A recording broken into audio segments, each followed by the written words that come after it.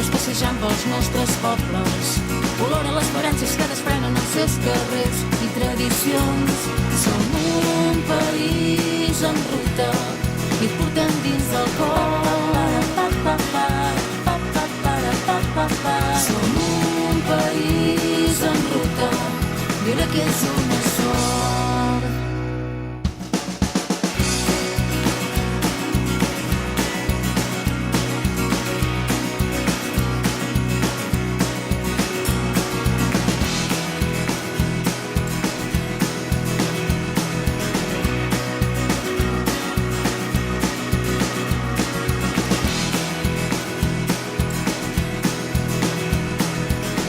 Molt benvinguts. Avui l'equip de País en Ruta es troba a Celrà, a la comarca del Gironès. Caminarem per aquest entorn natural preciós, descobrirem torres, fàbriques, molins... Història que queda encara per desenterrar, I també anirem a l'escola de dansa.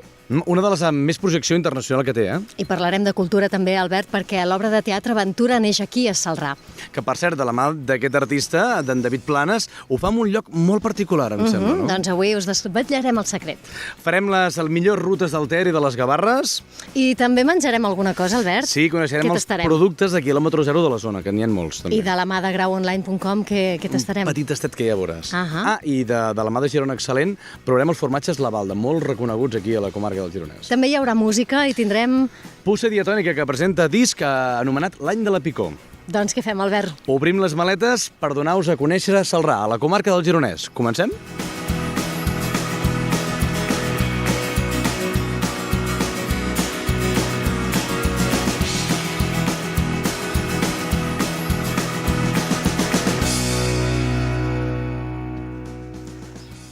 Ens trobem a l'entrada del ponent de Celrà davant la fàbrica Brillas i Pagans. Aquest edifici es va acabar de construir l'any 1925 a mans de l'arquitecte Isidre Bosch i Bataller. L'obra es troba influenciada pel modernisme català i per l'arquitectura industrial de l'època. La construcció de l'edifici responia a la voluntat de convertir Celrà en un municipi plenament industrial, completant altres sectors com el de la rajoleria o el forneig de Calviva, com a principals fonts d'ingressos dels habitants del municipi. L'any 1971, després de gairebé 50 anys d'activitat, la fàbrica es va veure obligada a tancar després de la davallada del mercat de la pell i del cuir i el descobriment de nous sistemes de tuberia amb el crom. L'edificació va restar abandonada fins al 1981, quan l'Ajuntament de Celrà va iniciar els tràmits per recuperar-la. Actualment dona cabuda a la Biblioteca Municipal, les piscines d'esbarjo, el Centre Cívic i l'Escola de Música. També compta amb els seus propis estudis de radiodifusió i oficines de l'Ajuntament. I també dona cabuda a sales polivalents per a iniciatives culturals. Aquells qui entrin es trobaran en un espai que es reinventa i ofereix multitud d'activitats, aptes per tots els públics i adequades per tots els gustos. Sens dubte, un espai molt actiu, ja que gràcies al teixit social que el cuida, fan d'un pulmó importantíssim per a aquesta població del Gironès. Sens dubte, un dels tresors que té aquesta població de la zona de la comarca del Gironès. I, Olga, molta història per descobrir, oi? Celrà és un municipi situat al nord-est de la comarca del Gironès. Limita al nord amb el riu Ter i a l'oest amb Girona capital. Hi trobem dues vessants molt diferents. Per una banda, la zona muntanyosa dins el massís de les Gavarres, que té el punt més alt en el Puig d'en Batet, a 420 metres sobre el nivell del mar. I de l'altra, la zona del Pla de Celrà. Durant el procés de feudalització es van establir a Celrà 3 dominis senyorials diferents, amb 3 castells com a centres neuràlgics, el castell de Celrà, el de Barbavella i el de Palagret.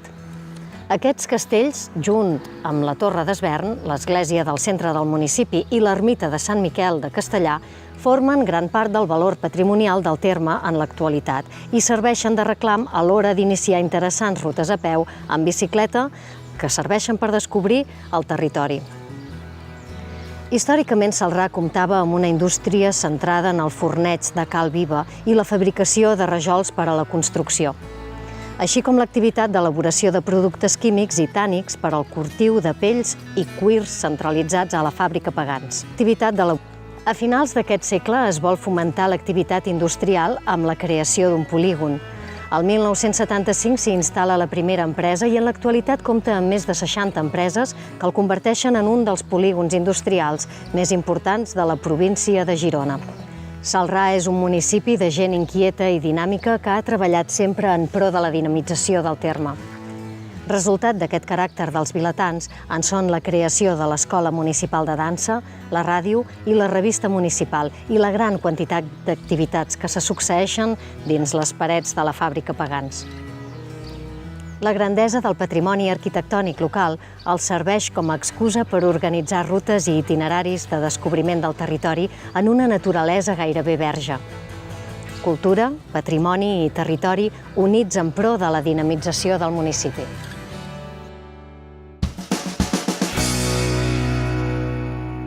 Comencem el nostre pas parlant amb el seu alcalde, el senyor Daniel Cornellà. Daniel, benvingut. Bon dia. Gràcies per obrir-nos les portes a casa vostra. Només faltaria. Escolta'm, Daniel, una població on és el pas recurrent d'arribar a la capital gironina, Celrà, més de 5.300 habitants. Com es ven el producte en un poble de la comarca del Gironès? Bé, és complicat, no?, perquè el que veu la gent passant pel nostre poble és la carretera, que evidentment no té cap atractiu. Per tant, el que intentem és que la gent, quan passa pel nostre municipi, entri, i això ho fem sobretot mitjançant el patrimoni cultural que tenim aquí al municipi, que tenim moltes i moltes entitats tant esportives, culturals, cíviques, que organitzen moltes activitats durant tot l'any, i després des de l'Ajuntament intentem promocionar tot el que és el patrimoni arquitectònic que tenim aquí darrere, però a d'altre que anirem coneixent al llarg del programa, que realment Celrà és molt ric en aquest sentit. Una gran riquesa patrimonial que l'Olga d'aquí uns moments ens demanarà pas perquè ens començarà a desgranar tot el que podem trobar a la seva població. Que, per cert, té un teixit social molt important, Celrà. Sí, realment és un poble que històricament té un teixit d'entitats tant culturals com esportives molt important, i que això representa un dinamisme molt important al llarg de tots els mesos de l'any, i que realment Celrà és reconegut en aquest sentit pel munt d'activitats que s'hi organitzen. Recentment va haver-hi la festa major de la seva població, i en aquest cas, quin seria un dels actes més coneguts? Bé, és complicat destacar-ne un de concret, però dic que en funció de l'època, més o menys, per cada època tenim una festa-fira, ja des de la Fira de la Brasa, que va més enfocada al que és la gastronomia de la zona Ter-Gavarres. Després també tenim la Fira del Bolet, tenim a l'estiu el ressopó, que és més musical, i evidentment una programació cultural estable al Teatre Ateneu, que fa que al llarg de l'any vinguin moltes persones des de Celrà cap a la costa a gaudir de les propostes que fem tant que siguin de dansa, com de teatre, com de música. Tot el que exposa on ens trobem en aquest marc incomparable d'aquesta famosíssima i reconeguda fàbrica que l'heu pogut reconvertir en molts espais vitals per la població. Teniu ràdio pròpia, teniu una revista, no? Sí, tenim la ràdio local, que dona cobertura més enllà del municipi. És una ràdio que està pensada perquè totes les persones del municipi que hi vulguin puguin tenir el seu espai per programar, i evidentment després hi ha l'espai més informatiu perquè la gent conegui el dia a dia del municipi i el que passa. I la revista també és una revista que fem conjuntament amb altres municipis del Ter-Gavarres, per donar a conèixer el patrimoni no només arquitectònic, sinó també el patrimoni humà de la gent gran que tenim a la zona, dels antics oficis, tot el que s'ha anat perdent al llarg d'aquests anys. Alcalde, ens queden moltes coses per descobrir, però si li sembla, li donem pas a l'Olga, que em sembla que està molt ben acompanyada per començar a explicar-nos les grans coses importants que té aquesta població també. Endavant, Olga. Gràcies, Albert. Doncs ens trobem amb un dels membres del Taller d'Història de Celrà i autor de publicacions d'història local, el senyor Lluís Camps. Hola, Lluís. Hola, bona tarda. Lluís, neix aquí al poble de Celrà? Més que el poble de Celrà, el que neix aquí és el nucli urbà de Celrà. I més precisament al voltant d'una primitiva església romànica que hi havia en aquest indret, molt més reduïda de dimensions que no pas l'edifici que coneixem ara, i al voltant del qual s'hi varen començar a edificar petits cellers, petits aixoplucs, els pagesos del voltant, perquè a 30 passes del voltant d'aquest edifici era terra sagrada, i és les Sagreres. A d'altres indrets de Catalunya efectivament també es produeix aquest fenomen. I per què s'hi aixoplugava aquí la gent? Precisament els pagesos del voltant s'hi aixoplugaven, més que aixoplugar-se, i deixaven les seves collites per marxar, diguem, dels senyors feudals que campaven en aquella època, al segle XI, pel territori, i que d'alguna manera els hi espoliaven els migrats recursos que tenien. Al ser terra sagrada, depenia, diguem-ho, doncs, de la parròquia i no tenien jurisdicció aquests senyors feudals dins d'aquest territori. Llavors, en aquell temps ens hem d'imaginar un Celrà emmurallat. Què va passar amb aquestes muralles un cop la població va necessitar créixer? Sí, bé, emmurallat en segles posteriors, però efectivament Celrà va estar emmurallada, com molts d'altres pobles, unes muralles de construcció molt més senzilla, i segons els historiadors diu que encara amb la Guerra del Francès doncs, hi havia aquestes muralles que no deixaven de ser unes parets altes, servien doncs, per aixoplugar la gent que vivia al casc antic. Hi havia diferents entrades en aquest recinte que es tancaven a les nits o bé es tancaven també quan hi havia perill d'invasió o d'exèrcits estrangers voltant pel territori. Actualment queda algun vestigi de les muralles? De la muralla pròpiament dita no en queda cap vestigi, el que sí que ens queda és precisament el carrer de la Muralla, que és l'espai quan es va enderrocar en aquell tram del poble la muralla, a semblança del carrer Jaume I de Girona, que va ser construït quan es van enderrocar les muralles de Girona, aquí també el carrer de la Muralla, i després també en el nomenclàtor de noms dels carrers del poble encara ens queda el carrer Ronda de Baix i Ronda de Dalt, que eren, l'espai que hi havia entre els habitatges i la muralla pròpiament dita, on si és que hi havia alguna guarnició militar, feien la ronda, diguem-ho així.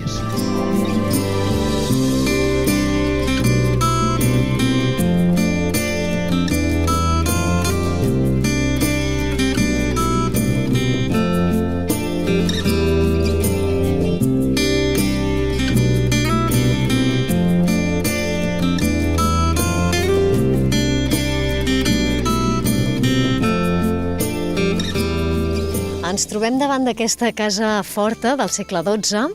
Quina era la importància per la gent que posseïa aquesta casa o que hi havia pogut viure-hi? Sí, efectivament, aquesta casa forta, que no és un castell, és una casa forta, amb un ampli domini visual de tot el poble celrà.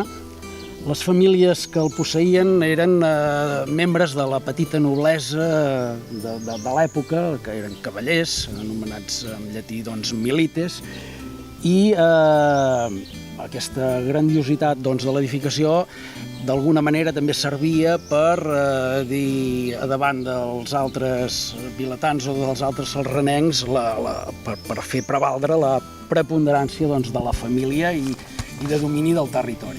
I quina corrent arquitectònica podem trobar en els elements d'aquesta torre? Sí, bàsicament dos. Per una banda, la gran torre d'origen romànic, de la qual destacaríem el gran finestral trifori, els capitells de la qual, segons els historiadors, tenen certa semblança amb els capitells que hi ha al claustre de la catedral de Girona, amb la qual cosa diuen que podrien ser deguts també a l'escola de l'Arnau Gatell. I per altra banda, d'origen o d'estil gòtic, és el gran casal, petit palauet, on hi habitaven els senyors que l'anaren posseint en el decurs dels segles, que eren diferents famílies. Nosaltres hi hem pujat fins aquí a peu, és un passeig des del centre del poble, però també podríem visitar, a part d'aquesta torre, un castell, que està, o les ruïnes d'un castell. De quin castell estem parlant, Lluís? Sí, estem parlant del castell de Palagret, que està situat a la vall de Palagret.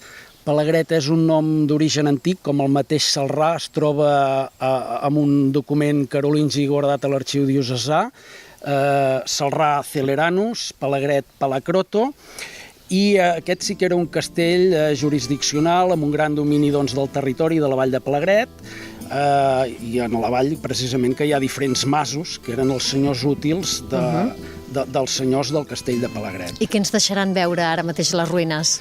Home, les ruïnes ens deixaran veure un castell roquer, està sobre un puig, fonamentat sobre la roca viva, amb les diferents dependències, un pati central, una torre de l'homenatge, i servia en altres temps per tenir una petita guarnició militar de domini del territori a l'època eminentment feudal.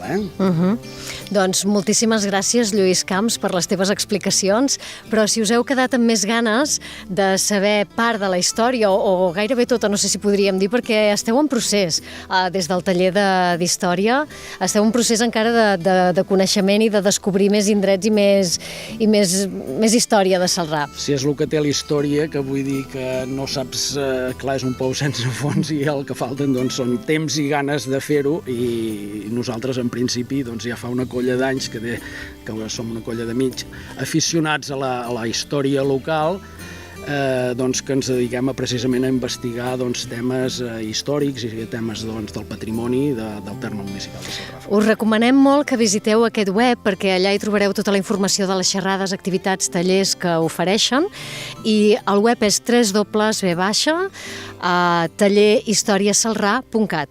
Moltíssimes gràcies, Lluís. Gràcies a vosaltres. Moltíssimes gràcies, Olga, per haver-nos mostrat indrets que, sincerament, fins ara desconeixíem. Continuem amb el seu alcalde, amb en Dani. Dani, que en aquest moment ens han portat un reguitzell de productes de la zona increïbles, eh? La veritat és que sí, que tenim una mostra doncs, molt representativa del que és el que es produeix en el poble i la zona doncs, del Ter Gavarres. Escolta, per on començaríem?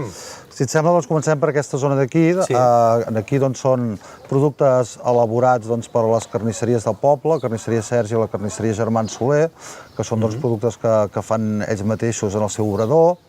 També doncs, la broqueta de mar de la peixateria Núria, doncs, que és una broqueta que sempre ha tingut molt d'èxit aquí al municipi. I aquí arribaríem doncs, al que és l'etapa guanyadora d'un concurs de tapes que fem aquí a Celrà. Sí. I aquesta és l'etapa guanyadora doncs, del 2016, que la va fer doncs, el restaurant La Lau, i és una cua de bou farcida, que va estar molt ben valorada doncs, per la ciutadania. Després passem doncs, a la paella doncs, que ens ofereix sempre el restaurant Pirineus, que és molt coneguda i típica d'aquí al poble, i els grans entrepans doncs, que ens fan al bar Port Lligat, que destaquen doncs, pel seu llargà. Pel seu tamany. Molt bé. I després ja passaríem més a la zona doncs, de fleques, pastisseries. Aquí hi ha doncs, el pastís al sol de Celrà, doncs, que el fan a la pastisseria Rosa, és que simbolitza doncs, el sol d'aquí al municipi. Ah, molt bé. I el fan doncs, de diferents gustos, de llimona, de xocolata. I després passem a la fleca d'Enten, doncs, que fa el pa doncs, a la pròpia fleca, els xutxos i el pa de pessic, que els xutxos també són molt típics d'aquesta zona. Sí. La mel d'Olors, doncs, que és fabricada doncs, artesanalment i les abelles doncs, estan per les Gavarres. I aquest vi doncs, que també està fet aquí al massís de les Gavarres, que és l'Ecoxiví, que és el que està agafant doncs, molta anomenada i molta empenta. És curiós perquè enllacem el Ter amb les Gavarres i ens trobem amb uns grans productes de la zona del Gironès molt reconeguts i molt llaminers en aquestes hores que estem fent el programa. La veritat és que sí. Parlant de teixit, hem parlat de teixit social, parlem del teixit industrial, si et sembla, Dani, perquè crec que tenim un viver d'empreses també molt potent, Bé, sí, a Celrà doncs, hi ha un viver d'empreses importantíssim que va molt vinculat amb el fet doncs, que en el municipi tenim un polígon industrial des dels anys 70 doncs, molt important doncs, per tot el que és la zona. I aquest viver d'empreses, doncs, que l'Ajuntament hi col·labora activament, intentem doncs, això, no? Donar suport a la creació de noves empreses, cooperatives, i va molt vinculat amb el fet després que nosaltres disposem de 4 naus industrials que traguem doncs, a concurs públic de tant en tant a preus doncs, fora de mercat, molt barats, per fomentar doncs, que les empreses del municipi, les noves o d'altres que ja funcionen, doncs, puguin tenir en el nostre municipi doncs, un espai on desenvolupar la seva activitat i fer créixer doncs, l'economia doncs, del poble.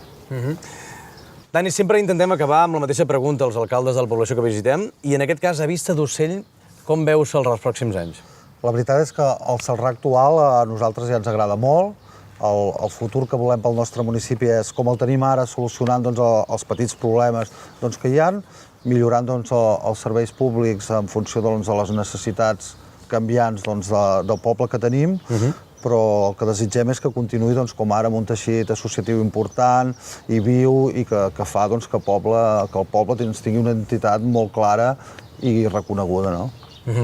Dani Cornellà, alcalde de Celrà, moltíssimes gràcies. Gràcies a vosaltres. Ens queda molt per descobrir encara durant el programa. L'Olga em diu que està molt ben acompanyada perquè a nivell cultural també és molt important aquesta zona on ens trobem de la comarca del Gironès. Endavant, Olga. Gràcies, Albert. Doncs ara som a l'Escola Municipal de Dansa.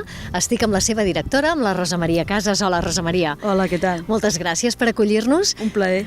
Rosa Maria, quan fa que sou Escola Municipal de Dansa? Doncs aquí l'escola va néixer cap allà l'any 2001 com un projecte que va començar aquí i ha arrelat realment molt. A partir del 2010 estem en aquest edifici nou i realment el municipi ha apostat no tan sols per la cultura sinó molt específicament per la dansa d'una manera molt forta i aquest projecte realment està molt arrelat al poble. I el fet de ser escola municipal, quines particularitats té? Doncs és un servei públic que té la vocació d'arribar a molta gent i realment tenim gent, donem servei a totes les comarques gironines i crec que és molt important que existeixi aquest edifici, realment és un projecte molt singular, que existeixi l'edifici, el projecte i l'oferta en aquest poble. Perquè això ho podem trobar d'altres municipis de Catalunya? Doncs en principi no, hi ha algunes escoles municipals, però així que s'hagi construït un edifici propi específicament per la dansa, a part de l'Institut del Teatre, doncs no existeix. Doncs què et sembla si visitem l'edifici? Perfecte, endavant.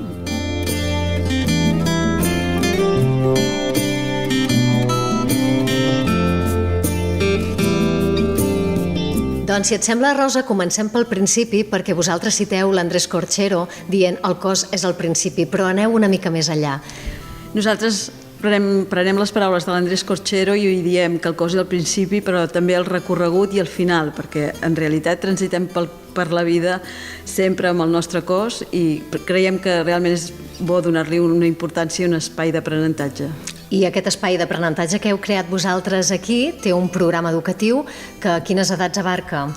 Nosaltres donem servei des de 3 anys fins a adults, totes les edats, fins a inclús gent jubilada, gent de la tercera edat, perquè diguéssim que el cos sempre va amb tu, per tant, vull dir, qualsevol edat és bona per acostar-se a la dansa. Perquè no feu només cursos anuals, sinó que també feu tastets o tallers puntuals on pots entrar i sortir de l'escola, diríem també, no? Sí, nosaltres tenim tot un programa, diguéssim, un projecte de centre que dels 3 als 18 realment són cursos estructurats amb uns continguts. A partir dels 18 hi ha diverses disciplines, no només de dansa, sinó altres disciplines de cos i moviment, i després també tenim tallers oberts on hi pot participar tothom en moments puntuals on també promocionem la dansa comunitària, a vegades tallers intergeneracionals, amb pares, amb nens.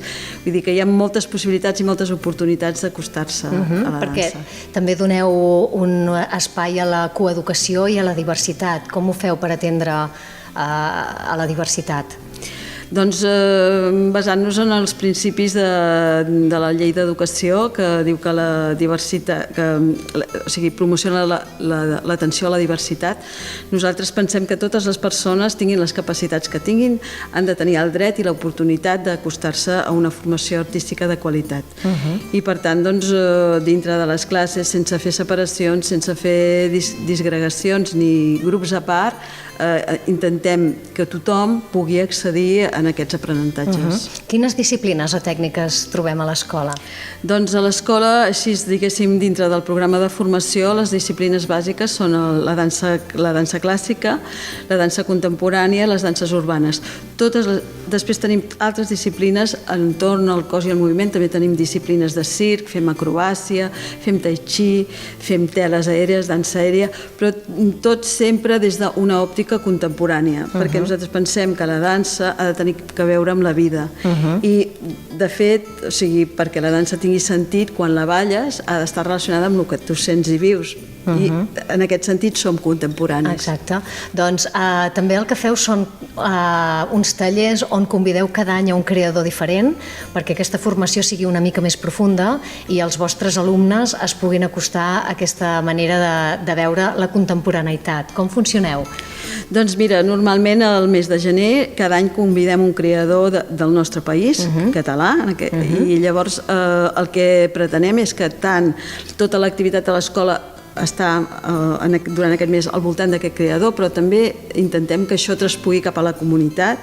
Llavors anem a les escoles, passem informació a les escoles, fem una exposició aquí i al final d'aquest cicle el creador ve i fa uns tallers que també són oberts a tothom. I d'aquesta manera intentem donar coneixement al públic en general, als nostres estudiants, i que també aquest públic estigui motivat i sigui capaç, perdi la por una mica, anar a veure espectacles de dansa, que en realitat, si ets més coneixedor, estàs més sensibilitzat en aquest tema. Tu mires amb uns altres ulls i fas aquest primer pas de trencar la barrera, que sempre ens costa fer el primer pas per decidir que anem a veure un espectacle de dansa. Exacte.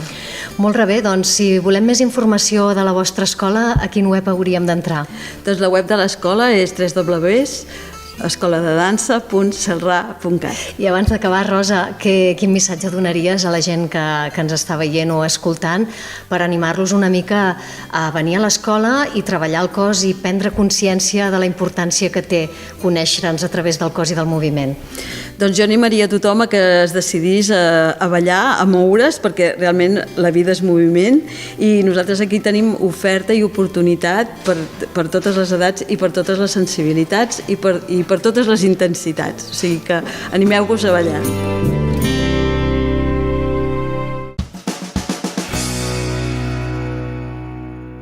Bé, volem descobrir quines opcions té el municipi en quant a oci i per això tenim en Narcís Torra, que és el tècnic de promoció econòmica. Narcís, benvingut. Moltes gràcies, Albert. Escolta, hem vist moltes opcions, però n'hi ha dues que ens han cridat especialment l'atenció. I una és la ruta del Ter. Correcte. En què consisteix aquesta ruta? Consisteix que pots començar a Ull de Ter i baixar fins a la Gola del Ter. Hi ha un tram al qual passa pels municipis de Celrà, Bordils, Sant Joan de Mollet i Flaçà, en aquest tros, i després pots encarar-te fins a la Gola del Ter. Bé, suposo que paisatge no quedarà, no? No, és un paisatge molt maco, és totalment planer, al voltant del riu, i es pot veure la vegetació i la fauna del Ter en aquest pas, que és molt tranquil, el riu, i el camí també és molt planer, sobretot si el fas de baixada. Molt bé. Es pot fer a peu, en bicicleta? Les dues opcions. El Consorci del Ter l'ha marcat per poder fer a peu i per poder fer en bicicleta. Si vas en bicicleta aniràs més ràpid i si vas a peu podràs disfrutar més del paisatge. Escolta, i ara que no ens escolta ningú ni ens veu ningú, quins tresors ens amaga aquest recorregut? Hi ha algun lloc especial que diguis? Aquí a Celrà, per exemple, tens l'illa dels Salses, tens l'antic safareig, pots anar a parar a Bordils, veure l'església de Bordils, que és un secret que està molt ben guardat, sembla una església d'Euro Disney, però com que no passa al voltant de la carretera, no ho veus. I en aquest cas està molt bé, pots arribar fins a Sant Joan de Mollet, hi ha una antiga serralleria també a Flaçà, i tot aquest tram del Ter Gavarres val molt la pena, la ruta. Bé, doncs, en Narcís, aquesta ruta que ens parles, on té el seu inici? Bé, justament aquí, davant de l'Ajuntament, davant de l'estació, les persones que vulguin començar la ruta del Ter ho tenen tot indicat i poden anar fins a l'illa dels Salses i encarar-se cap a Bordils, Sant Joan de Mollet i Flaçà, i allà unir-se amb el Ter que va ja cap a la Gola. Fantàstic, una ruta formidable i molt adequada i adient per fer-la amb els seus fills en bicicleta o a peu, com vostès vulguin. Bé, continuem amb més rutes, en aquest cas parlant de la de les Gavarres.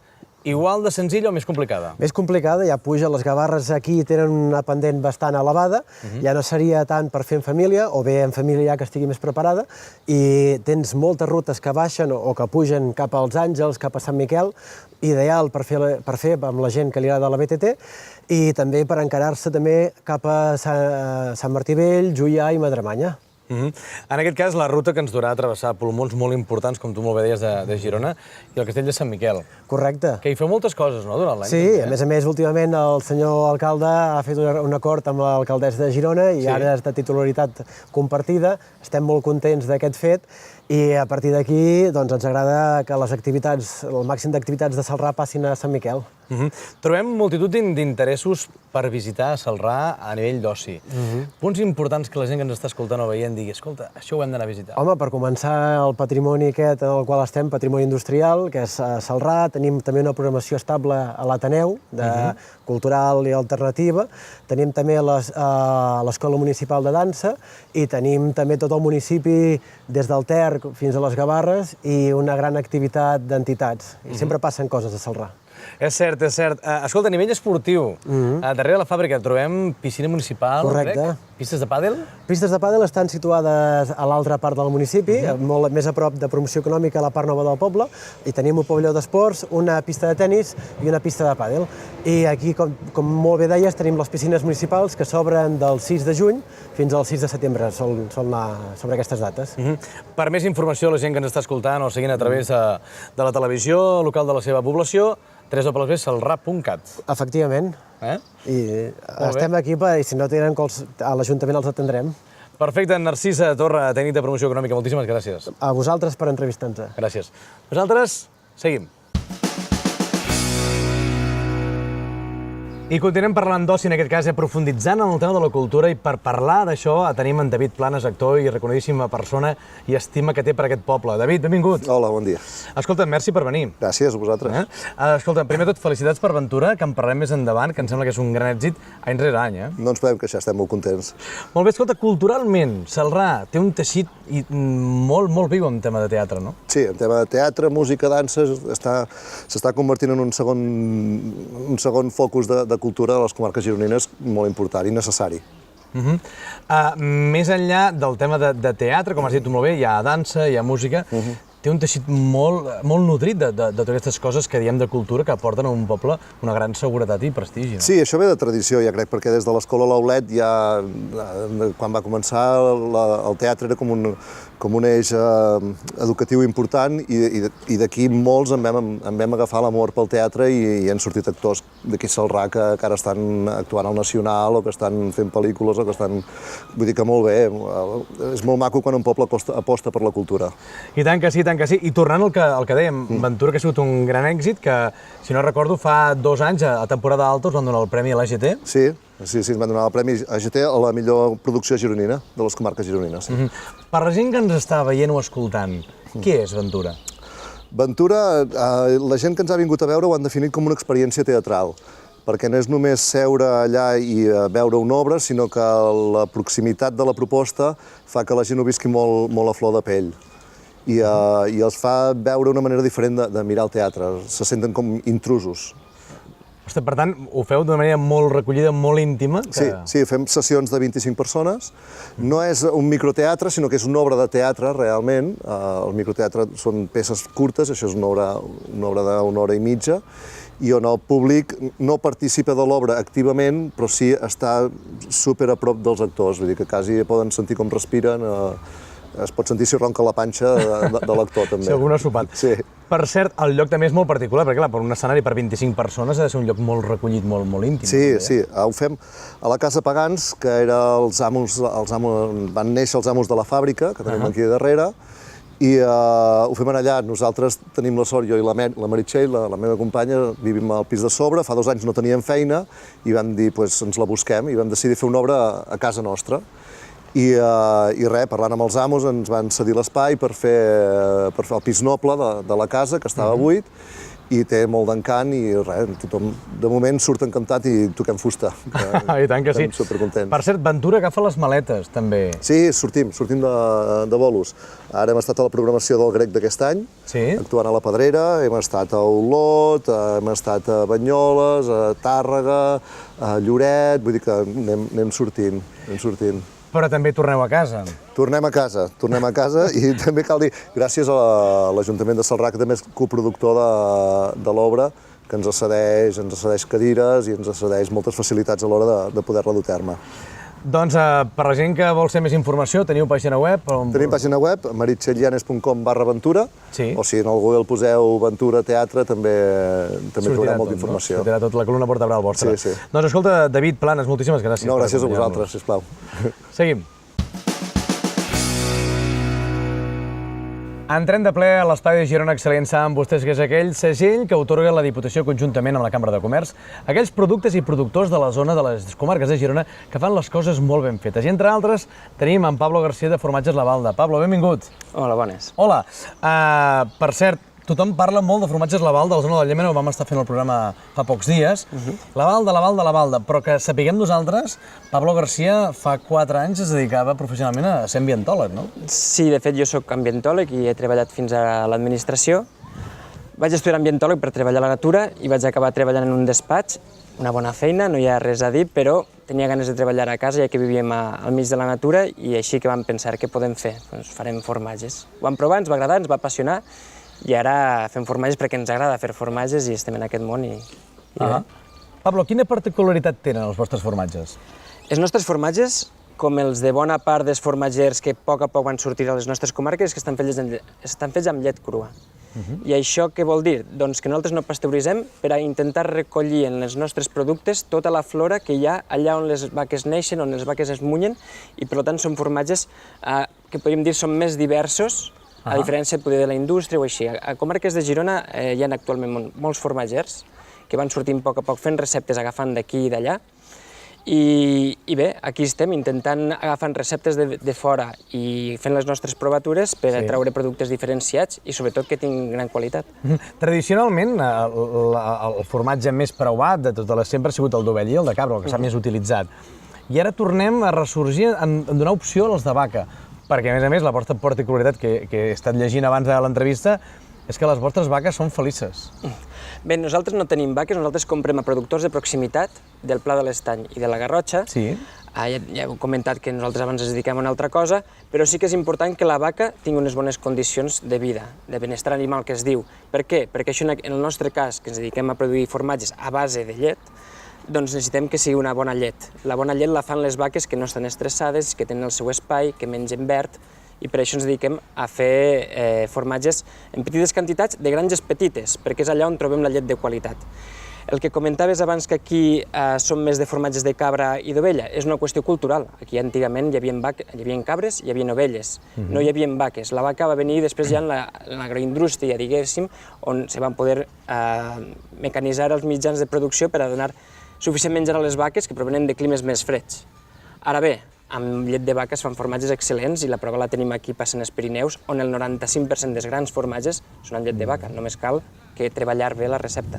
Certament. Avui ens portes una petita representació. Aquest formatge tan gros, em sembla que és una de les vostres grans receptes més antigues. És un formatge de pasta cuita que elaborem des del principi, igualment que el Fermió. Aquest gros és el baldat i és una pasta cuita a la manera que es fan els formatges als Alps. Als Alps hi ha molta llet a l'estiu i s'ha de conservar per als llargs hiverns. Això va donar uns formatges molt concentrats on per fer un quilo d'aquest formatge gastem 11 litres de llet, per diferència de l'altre que podem gastar-ne només 7.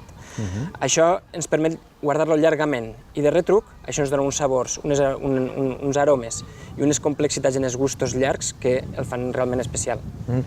Pels entesos és molt fàcil. Per jo, per exemple, que no tinc ni idea de formatges, quin tipus de formatge és? És sec?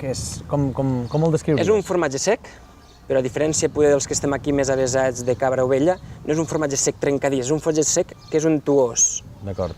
I quan més bona és la llet, més groc serà el formatge, més untuós serà i més s'allargaran els gustos en boca.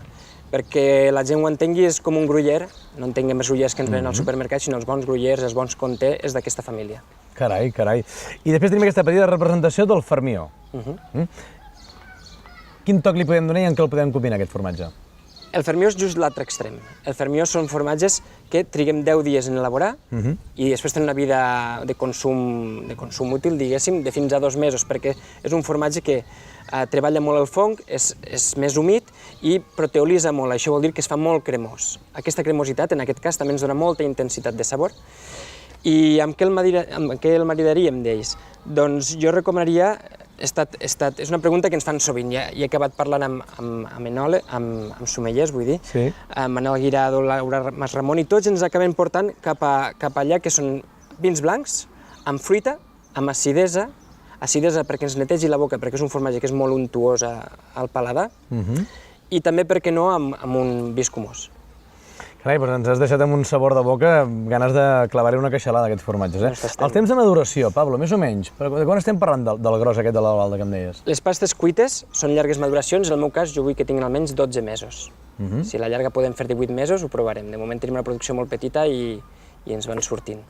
Els petits els venem amb 10 dies d'elaboració, que ja és suficient, que el fong està perfectament ben recobert sobre el formatge, però quan són realment bons és quan tenen 4 setmanes de maduració i estan ja molt cremosos, que és el que comentàvem, que el fong va treballant el formatge i li dona aquesta intensitat de gust i aquesta cremositat.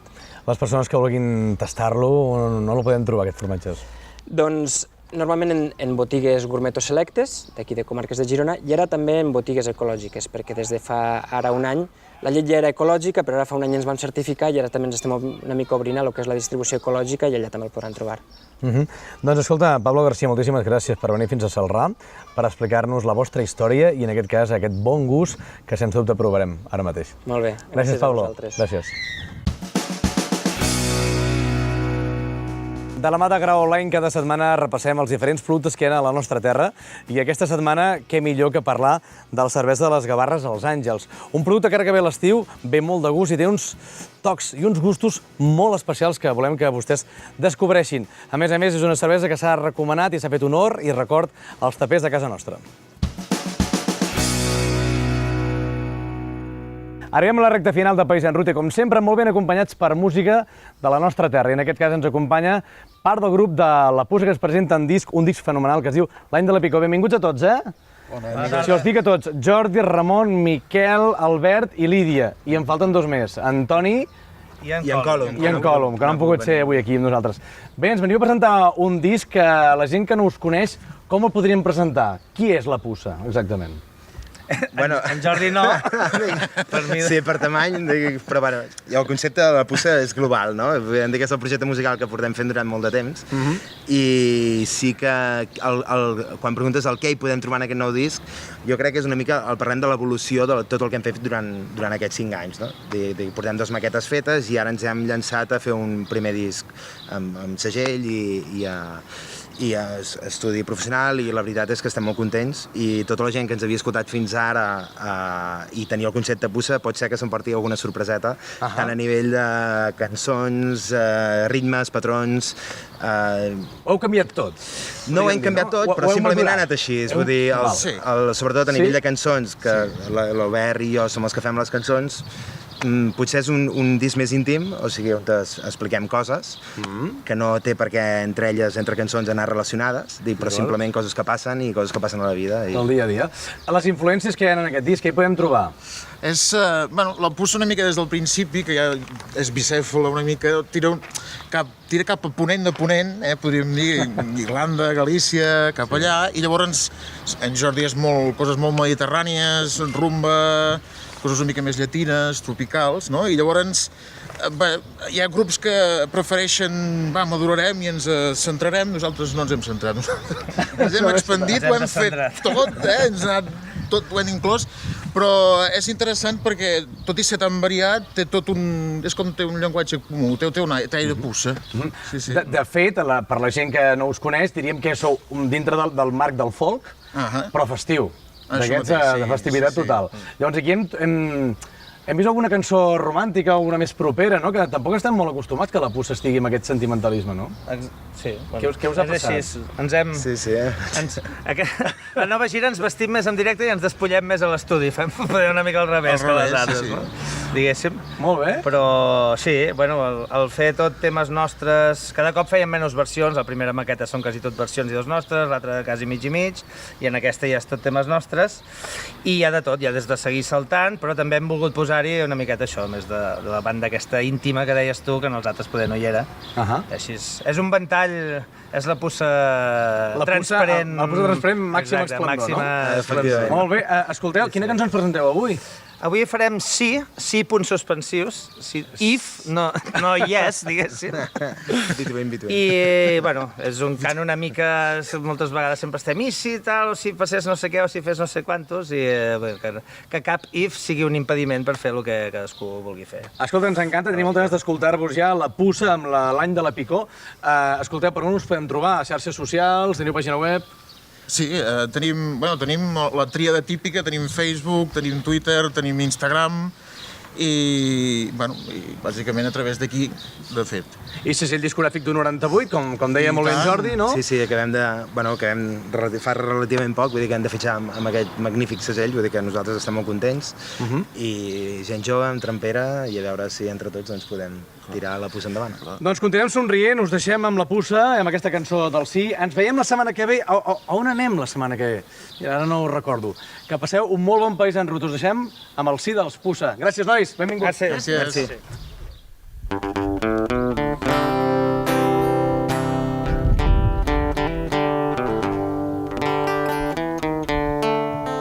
Si pogués escriure en un full tot el que ara et diria, si tingués tot el temps a les mans, no sé què em faria. Si pogués fer que tot s'aturés tan sols un moment i escoltar la famosa resposta que ens ha de dur el vent. Si pogués mirar sempre més lluny del que tinc al davant, llegís entre línies sabria el que és important. Si escoltés amb els ulls tancats sentiria més clar. Si trobés la manera que res em pogués enganyar. I demà ser com el mar, sense res que t'indiqui el camí que tu has d'agafar. I volar per un cel clar, fer saber-te una mica més lliure i poder somiar. Habanera, Puça! Hey!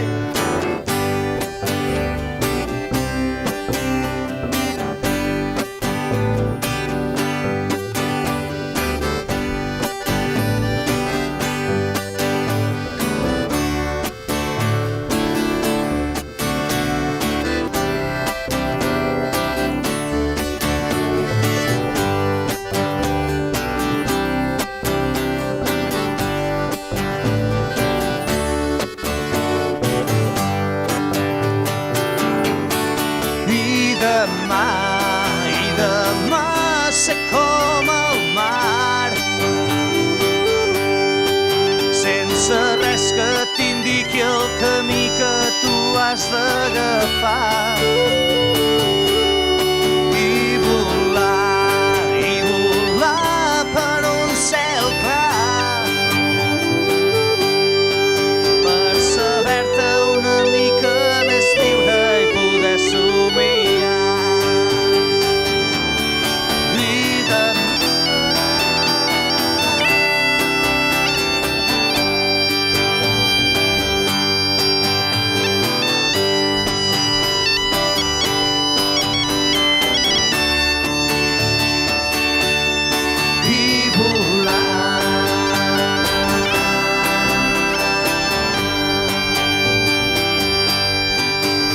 Saber-te una mica més lliure i poder somiar.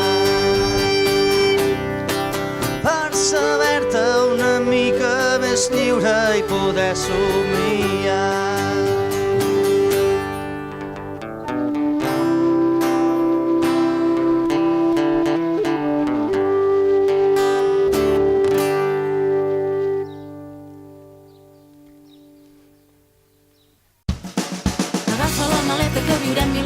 Passejant pels nostres pobles, olora les esperances que desprenen els seus carrers i tradicions.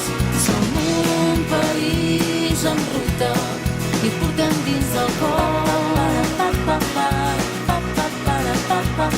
Som un país en ruta, viure aquí és una sort.